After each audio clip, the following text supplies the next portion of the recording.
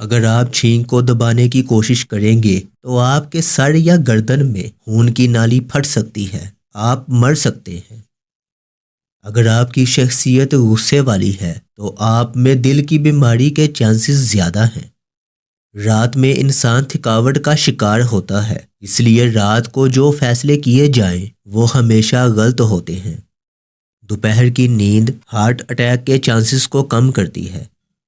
خوبصورتی نیند کے دوران پیدا ہوتی ہے کیونکہ نیند گندگی سے خراب ہوئی سکن کو ٹھیک کرتی ہے اور نئی سکن پیدا کرتی ہے۔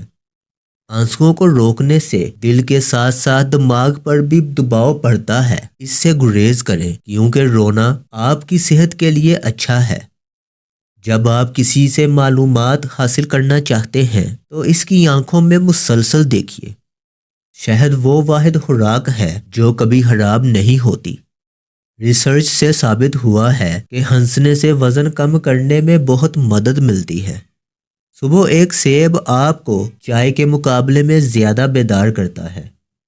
تکیے کے بغیر سونے سے کمر کا درد کم ہوتا ہے اور ریڑھ کی ہڈی مضبوط رہتی ہے۔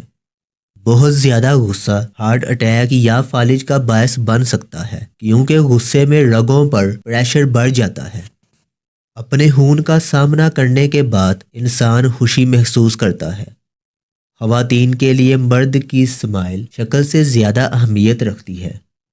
اگر کوئی شخص کم بات کرتا ہے لیکن جلدی جلدی بولتا ہے تو وہ کچھ چھپا رہا ہے۔ سب سے زیادہ تیزی سے وزن بڑھانے والی چیز آلو کی چپس ہیں۔ زیادہ ہنسنے والے لوگ کم ہنسنے والے لوگوں کے مقابلے میں زیادہ صحت مند ہوتے ہیں۔